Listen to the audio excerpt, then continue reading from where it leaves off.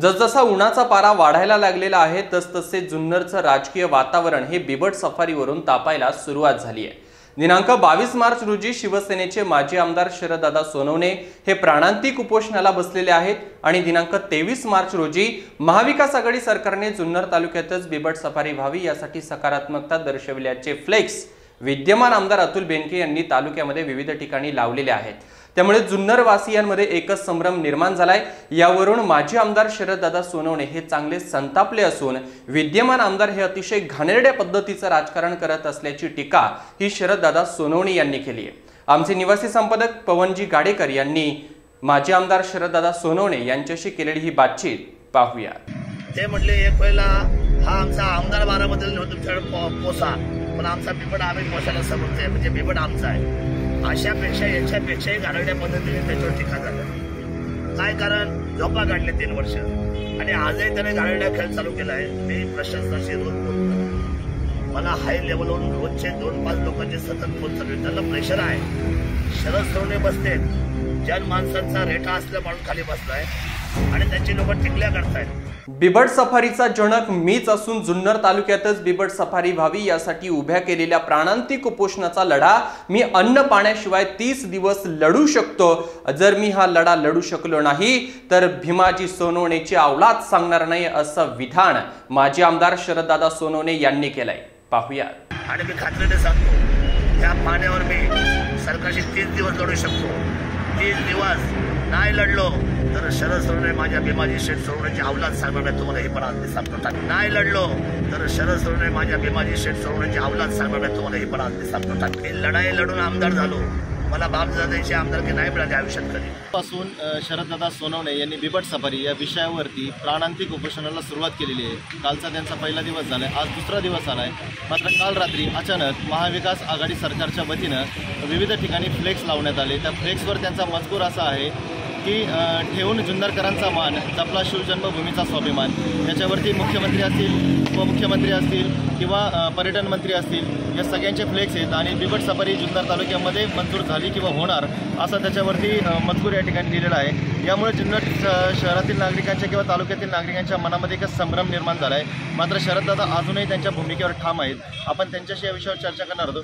दादा, फ्लेक्स लावल्यामुळं अनेक लोकांमध्ये संभ्रम निर्माण झाला आहे। कालपासून वेगवेगळ्या चर्चांना पुन्हा एकदा उधाण आलं आहे। आपण आपल्या उपोषणावर ठाम आहात, नेमकी याच्या मागची काय भूमिका आहे, नेमकं काय कारण आहे असे फ्लेक्स लावले, याच्यामध्ये नेमकं काय सत्य?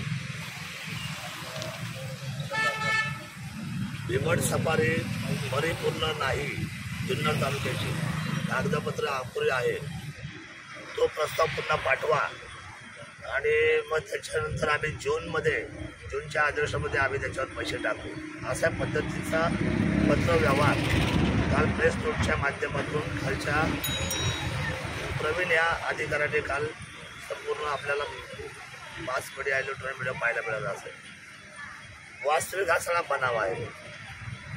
विधिमंडळामध्ये ज्यावेळी मी काम केलं, मी स्वतः या बिबट सफारीचे जनक आहे। पर्यटन उभं करणं शरद सोनवणे सांगितलं महाराष्ट्रात की आम्हाला पर्यटन तालुका करायला पाहिजे। पर्यटन तालुक्याचा आम्ही जनक आहे, कारण हे मांडणारा मी पहिला माणूस। आज या ठिकाणी बिबट सफारीचा मांडणारा मी पहिला माणूस। हे का मांडलं तर आपल्याकडं काय साधन संपत्ती आहे याचा विचार आपण केला। या साधन संपत्तीला टिकवणं हे माझ्यानंतरच्या आमदारांचं आद्य कर्तव्य होतं। त्यांनी दाखवावं की या 3 वर्षामध्ये त्यांनी बिबटचा ब लिहून एक कागद तुम्ही महाराष्ट्र शासनाला दिला का, पर्यटन खात्याला दिला का, वन खात्याला दिला का?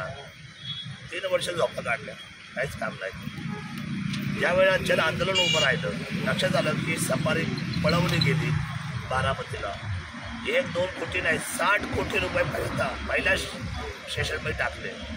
आणि अशा वेळेला ज्यावेळेला जनप्रक्षोभ उसळला गेला, आमच्यासारख्या मंडळीने ज्यावेळेला इशारा दिला गेला, वास्तविक इशारा देणं हे आमच्या कृतीच्या बाहेर आहे। कारण का तर बारीक विचार केला तर मुख्यमंत्री शिवसेनेचे, ज्या पक्षाचे शिवसेनेचे मुख्यमंत्री आहेत, सरकार ठाकरे सरकार आहे, अशा वेळेला आमच्यासारख्या माणसाने जिल्हाची लाखोळी घातली जनतेने, अक्षरशः शिव्यांची लाखोळी। ते म्हटले एक वेळेला हा आमचा आमदार बारामतीला नव्हता तुमच्याकडे पोसा, पण आमचा बिबट आम्ही पोसायला समजतोय, म्हणजे बिबट आमचा आहे। अशापेक्षा याच्यापेक्षाही गारड्या पद्धतीने त्याच्यावर टीका झाल्या. काय कारण? झोपा काढले 3 वर्ष आणि आजही त्याने गारड्या खेळ चालू केला आहे. मी प्रशासनाशी रोज बोलतोय. मला हाय लेवलवरून रोजचे 2-5 लोकांचे सतत फोन चालू आहेत. त्यांना प्रेशर आहे. शरद सोनवणे बसते, जनमानसांचा रेटा असलं म्हणून खाली बसलाय आणि त्यांची लोक टिंगल्या करतायत. मग माझ्याशी काय भांडा मूर्खांनो? सोशल मीडियावरती प्रशासनाची भांडा ना. आपल्याला लढायचं नाही एकत्र सर्वांना.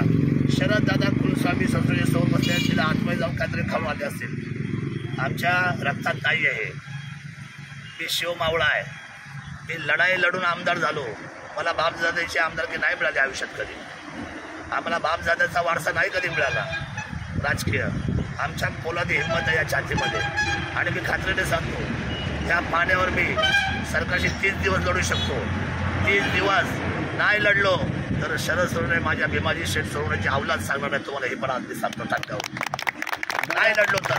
पण हे जे म्हणतायत ना, हे कागदपत्र जे घोडे नाचवतात ना, की यांची तुम्हाला सांगतो, यांच्या घालवल्या प्रवृत्त्या जुन्नरकरांनी सातत्याने यांना डोक्यावर फालतू कामासाठी घेतलेलं आहे. वास्तविक या लोकांनी तालुका मागं राहिला अनेक वर्ष. आदिवासी भाग मागं राहिला, तालुका मागं राहिला. माझी 5 वर्ष मिळाली नसतं त्या तालुक्याचं काय झालं असतं?